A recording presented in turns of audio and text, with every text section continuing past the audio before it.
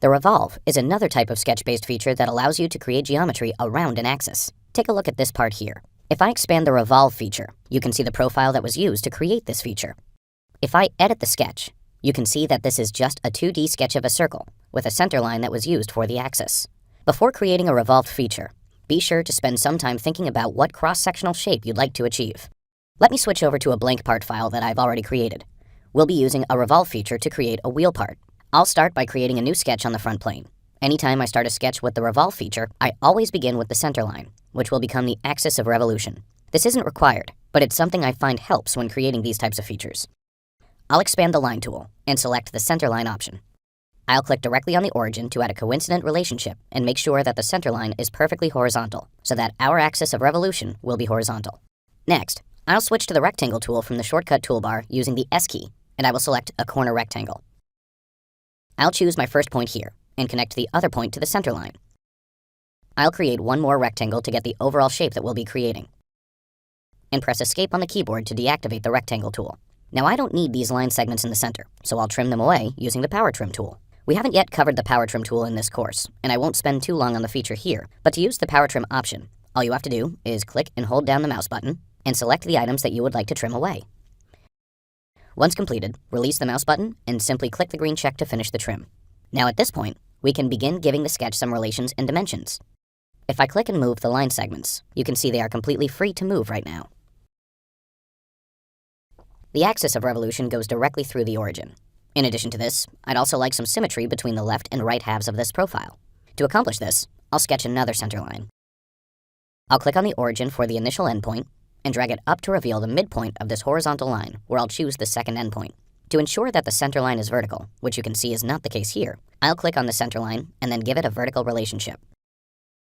That centers this line segment here, leaving me to just add some symmetry between these two line segments here. I'll hold Control and select this line segment, the center line, and this third line segment here. When I do, the pop-up menu appears, where I will select the symmetric relation. At this point, I have all the relations I need, and I can simply add a few dimensions. I'll press the S key on the keyboard to bring up the Smart Dimension tool, and click on these two vertical line segments here to give a width value. I'll type in 35 millimeters and press Enter on the keyboard. Then I'll repeat the process for these outer line segments here, which will be 60 millimeters. Finally, I'll give a vertical dimension here in order to make the remaining line segments fully defined. One thing to note is that since I'm creating a Revolve feature, I'm creating dimensions that are in relation to the axis of revolution. This is the center of the part, and typically isn't how you would want to dimension for inspection or manufacturing, since this part would not be correctly dimensioned. As a result, you can see that when you move your pointer across the center line, Solidworks actually extends the dimension to become what would be the equivalent of a diameter dimension. Again, if I move it up above the center line, you can see that it's the normal distance. But since this is to the center line, once I move it across, Solidworks extends it to a virtual point there. So here, I'll type in 50 millimeters and press Enter, and I'll repeat it for this final line segment. I'll click on it, and SolidWorks automatically picks up that center line, so I can click again to position the dimension. I'll type in 90 millimeters, press Enter, and at this point, you can see the entire sketch turns black, and the status bar tells me it's fully defined. So at this point, I can move on and create the Revolve feature. To do this, I'll switch to the Features toolbar. Click the Revolve Boss Base icon, and the Revolve Property Manager appears. In the highlighted box here, SolidWorks prompts us to select the axis of revolution. In this case, I'd like to select the center line that I had sketched, but you could really click on any line segment. With this window active, notice if I click the vertical line segment here, we end up with this shape. This isn't the correct selection, so I'll right-click here, clear the selections, and again click on the center line. As you can see, there aren't many options in the Revolve Property Manager. As you've seen already in the Extrude lesson, there's a blind option, and since we're revolving around an axis, instead of a distance value, we are instead given an angle. I can type in a value here, press Enter, and you can see how SolidWorks is responding. Just like you've seen with the Extrude feature, there are other end conditions that you can choose, such as up to vertex, up to surface, offset, and midplane. If I select midplane, you can see that SolidWorks is revolving the figure equally on both sides of the sketch plane. Again, there's a drag handle here, so you can move the geometry to see how it updates. But in this case, I'm going to switch back to blind, type in 360 degrees, and click the green check. At this point, we have most of the geometry that we were looking for. In the final part, this is going to have a hole that passes through, and some fillets to break all of the sharp edges. These could all certainly be accomplished with additional features, but for the sake of this example, I'll show you how we can accomplish this inside of the single Revolve feature. To do this, I need to edit the sketch. or in other words, the profile that we use to create this. So I'll click on the feature and click Edit Sketch. I'll hit spacebar and select the normal to view, so we're looking straight onto the sketch. And I will begin by breaking all the sharp edges of the part. I can do this using the Sketch Fillet feature. I'll click the Sketch Fillet icon from the toolbar, and SolidWorks prompts me to select the entities to fillet, as well as the fillet radius under the parameters box. I'll type in 5 millimeters for the radius, and I can either click on individual line segments, or I can click on the point where the intersection occurs. When I select this endpoint here, SolidWorks warns me that there are some geometric relations on this line segment, and if we round off this corner, the geometry may have to be moved in order to satisfy this relation when the fillet is created. In this case, it's talking about the center line that we sketched to the midpoint of this horizontal line segment. I'll go ahead and click Yes to continue to see what happens. As you can see, when the fillet is created, this line segment would actually appear shorter on the left side than it does on the right side. SolidWorks takes care of this for you, and actually extends this out to a virtual endpoint here, so that this midpoint relation will be unaffected. To finish up, I'll simply box select these remaining points here, and I get the same warning about the sketch relations. I'll again click Yes to continue, and now all of the sketch fillets are added in the preview, so I can click the green check to update the geometry. When I do, you can see that a lot of sketch relation flags appear. This is because the sketch fillet adds equal relations to all of the fillets that you create, along with an equal dimension value that you see here. This is convenient, because if this radius needs to change, I can just change this one here, and all the sketch fillets would update at the same time. So now that we've broken the sharp edges, let's take care of adding the hole. Remember, the sketch is being revolved around this axis of revolution here, so in order to create a circle for the hole, I simply need to move this sketch line up a very small distance. Notice this endpoint of the line segment has a coincident relationship between the line segment and the center line. In order to move this line segment up, I must click on this relation flag and delete the existing coincident relation. Once the horizontal line turns blue, I know that it is not fully defined and I can move it. I'll give it a new vertical dimension by pressing the S key on the keyboard to launch the Smart Dimension tool. And when I click on the horizontal line and the center line, I can move my pointer across it to create a diameter distance dimension. I'll type in 25 millimeters and press enter. At this point, when I exit out of the sketch, you can see the model rebuilds. All the sharp edges are broken from our sketch fillet, and you can see that a hole was created by moving the existing horizontal line segment up above the axis of revolution. In this lesson, we are going to complete the wheel part that we have here. First, let's create a circular cutout on this face. At this point, I've shown you how you can create a new sketch by clicking on the default reference planes or on a face of the model, and by first launching the feature from the Features toolbar. You can also use the Shortcut toolbar in Edit Part mode to create a feature. I'll press the S key on the keyboard, and SolidWorks brings up many of the feature commands found on the Command Manager. I'll click on the Extruded Cut command, and I'll choose to begin a new sketch on this face. I'll go ahead and click it. Again, notice I am now in editing sketch mode. I'll press the spacebar and click Normal to, so that I'm looking straight onto the sketch plane. This will be a simple circular sketch, so I'll launch the Circle tool from the Shortcut toolbar. Notice the icons here in the Shortcut toolbar updated to include sketch tools, since I am in Edit Sketch mode, rather than Edit Part mode like I was a moment ago. I'll click once for the center, and again for the radius.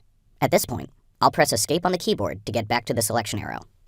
For the design intent of this cutout, I want to ensure that the center of the circle is always positioned vertically above the origin. To add the geometric relation, I'll select the center point of the circle, and while holding the Control key down, select the origin. From the pop-up menu, I'll select the vertical icon. If I click to drag the circle, you can see its radius is underdefined, and it's free to move in the up and down direction. To define its distance from the origin, I'll launch the Smart Dimension tool from the Shortcut menu. Click on the circle and the origin, and place the dimension in the graphics area. I'll type 34.5 millimeters and press Enter on the keyboard. Before I define its radius, let me show you another way you can access the Dimension tool. I'll hit Escape to exit out of the Dimension Property Manager. SolidWorks keeps a running list of the commands you have used most recently.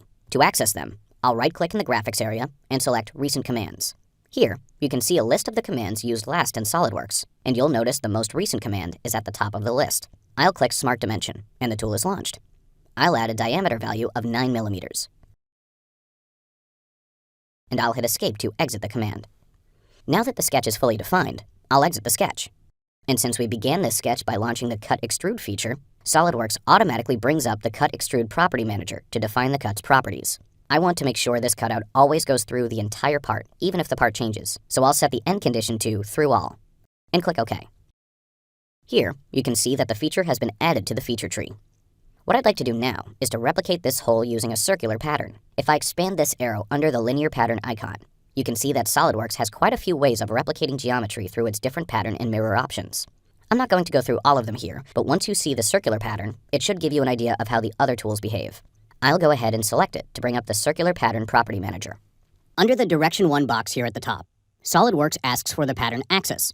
For a circular pattern, this can be a circular face, a circular edge, or even the axis of revolution that we used for creating the initial Revolve feature. In this case, I'll just click this circular edge. And before I worry about the angle or the number of instances, I'd like to tell Solidworks what it is we're patterning, so that way we can see a preview as we adjust these values. When you work with the pattern, you're able to replicate features, individual faces, or entire bodies. In this case, we're going to be replicating just the feature, so I'll just click on the Cut Extrude feature, and you can see the preview updates right away. With the feature selected, I can much more simply adjust the instance value since the preview will update accordingly. Similar to what you saw a moment ago in the Revolve lesson, you can also choose to adjust the angle value. I'll type in 270 degrees and press enter.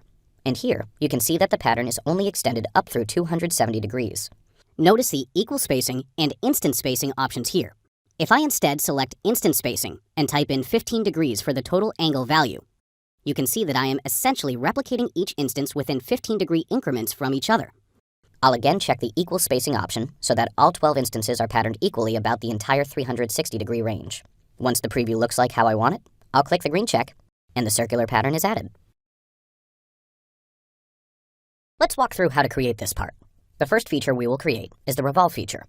Since the Revolve feature is a sketch-based feature, we need to create a sketch of the cross-section we want to revolve and the axis of revolution we will revolve the feature about. Once the revolve is created, we'll add the cutout using an extruded cut feature. I'll begin by creating a new part file. Since this part will be using millimeters for the units, I'll make sure the units for the part are set to metric. I'll go ahead and start the sketch on the front plane. I'll start by creating a horizontal construction line, which will become the axis of revolution for the Revolve feature. Next, I'll create a chain of lines that will represent the cross-sectional shape for the Revolve.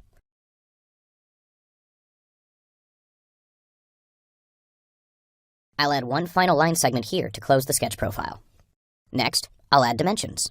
As with any sketch-based feature, it is important to add all of the necessary geometric relations and dimensions to fully define the sketch. That way, you know that everything is being controlled parametrically and its design intent has been considered.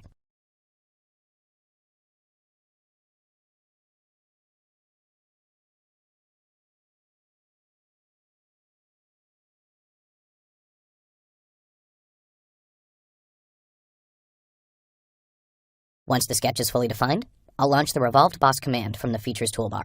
Right away, SolidWorks shows a preview. Because there was a single construction line in the sketch, SolidWorks automatically selects it as the axis of revolution. For the sake of practice, I'll clear this from the Property Manager and just go ahead and select it manually from the graphics area. I'll use 360 degrees for the revolve angle, and I'll go ahead and click OK to complete the feature. To complete the part, let's add the alignment feature to the design using an extruded cut. The extruded cut is also a sketch-based feature, so I'll go ahead and begin a new sketch on this end face of the model. The shape for this cutout will be a semicircular shape with a flat face at the top. To create this shape, I'll begin with a circle. Next, I'll sketch a horizontal line that connects to the circle. Since we don't need this arc shape at the top, I'll use the Trim Entities tool to get rid of it. I prefer the Power Trim option, which lets me just hold the pointer down and drag the cursor through the entity that I would like to trim away. This is the shape we're looking for, but at this point, I need to add some dimensions.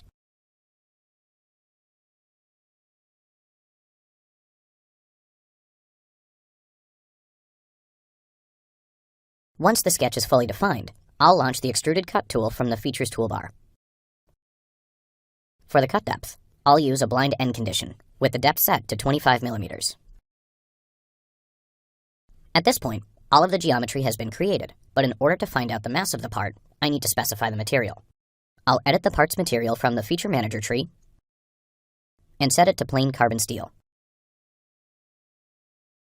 Finally, to check the mass of the part, I'll click on the Evaluate tab and select Mass Properties. Here, you can see that this part has a mass of 525 grams. This example gives you some practice working with a couple different pattern types. I'll start a new sketch on the front reference plane of the model. I'll sketch a circle.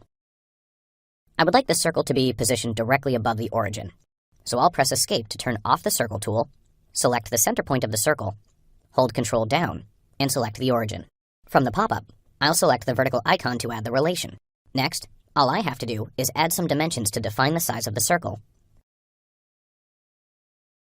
and one more dimension to control its height above the origin. Now that the sketch is fully defined, I'll create an extruded cut. I'll set the end condition for the cut to Through All, with the cut going in a single direction. I'll rotate the view a bit to make sure the cut is going in the direction I'd like, and then click OK to complete the cut. Now, in order to replicate the cut that was just created, I'll launch the Linear Pattern command. Whenever I create patterns, I like to first select the geometry that I am patterning before adjusting the settings at the top of the Property Manager. That way, I will be able to see a preview as I adjust the spacing and number of instances. In this case, I will be patterning the cut feature. So I'll click in the Feature Selection window to make it active, and then select the cut. I can do this by either selecting a face that belongs to the cut from the graphics area, or by selecting the entire feature from the Feature Manager tree. With the feature selected for the pattern, let's turn our attention back to the top of the Property Manager. For the pattern direction, I'll select the axis that goes through the center of the cylinder. In case you don't see the axis, you can make it visible from the Heads Up toolbar under the View icon. And here, you can turn on the temporary axis.